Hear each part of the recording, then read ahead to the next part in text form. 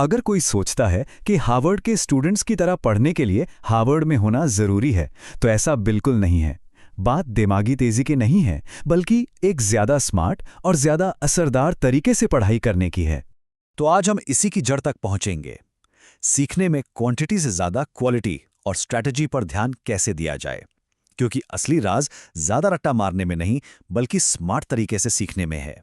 कभी ऐसा हुआ है कि घंटों पढ़ लिया पर दिमाग में कुछ घुसा ही नहीं, या फिर बहुत मेहनत के बाद भी लगता है कि कोई इंप्रूवमेंट ही नहीं हो रही? ये एक बहुत ही कॉमन और फ्रस्ट्रेटिंग फीलिंग है, और आज हम इसका हल ढूंढेंगे। अक्सर लोगों को लगता है कि वो कम मेहनत कर रहे हैं, पर असल में प्रॉब्लम मेहनत में है ही नहीं। प्रॉब्लम है पढ़ाई के उन तरीकों में जो असरदार ही नहीं है। चलिए देखते हैं कि इस चीज को बदला कैसे जा सकता है। तो चलिए शुरू करते हैं हमारी पहली टेक्निक से, जिसका नाम है एक्टिव रिकॉल। ये एक ऐसा तरीका है जो दिमाग को सिर्फ जानकारी पढ़ने या सुनने के बजाय उसे सक्रिय रूप से याद करने पर मजबूर करता है। एक्टिव रिकॉल का सीधा सा मतलब है किसी जानकारी को याद करने के लिए दिमाग पर जोर डालना। ये नोट्स को बार बार पढ़ने जैसा पैसिव काम नहीं है। सोचिए, ये दिमाग के लिए एक वर्कआउट जैसा है, जहां उसे जानकारी को खुद ढूंढकर बाहर निकालना पड़ता है। और इसे इस्तेमाल करना ना बहुत आसान है। जैसे ही कोई चैप्टर खत्म हो, किताब को पूरी तरह बंद कर दीजिए। अब जो भी मेन पॉइंट्स याद आ रहे हैं, उन्हें बोलकर या लिखकर याद करने की कोशिश करें। इसके बाद उसी टॉपिक पर 5 जरूरी सवाल बनाइए और बिना देखे अपनी मेमोरी से उनके जवाब दीजिए। अब आते हैं दूसरी टेक्निक पर, और ये सही बताऊं तो किसी भी चीज को सच में समझने का अल्टीमेट टेस्ट है। इसे कहते हैं फाइनमैन टेक्निक, जिसका मतलब है किसी कॉन्सेप्ट को सिखाने की काबिलियत। फाइनमैन टेक्निक का मतलब है किसी भी टॉपिक को इतने सरल, इतने आसान शब्दों में समझाना जैसे आप किसी छोटे बच्चे को बता रहे हों। यह तरीका सिर्फ रट्टा मारने से कहीं आगे है। यह आपको मुश्किल आइडियाज को आसान बनाकर सच में उस पर मास्टरी हासिल करने में मदद करता है। इसका तरीका भी बहुत सीधा साधा है।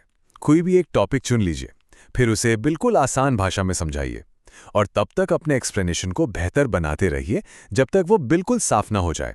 और मजे की बात यह है कि आप जहां भी अटकेंगे ना, बस समझ जाइए यही वो हिस्सा है जिसे आपको दोबारा पढ़ने की जरूरत है। हमारी तीसरी टेक्निक है 50-10 का नियम, और ये फोकस बनाए रखने और दिमागी थकान, जिसे हम बर्नआउट कहते हैं, उससे बचने का एक साइंटिफिक तरीका है।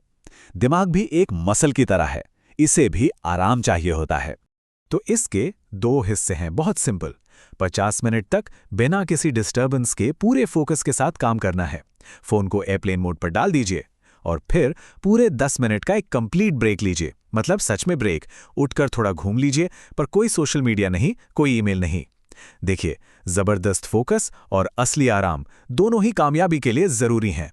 अब सवाल उठता है कि ये कितनी बार करना है। तो देखिए, बेस्ट रिजल्ट्स के लिए इस साइकिल को 3 से 4 बार दोहराने की सलाह दी जाती है। स्टडीज बताती हैं कि ऐसे छोटे छोटे ब्रेक्स दिमाग को फ्रेश रखते हैं और फोकस को कई गुना बढ़ा देते हैं।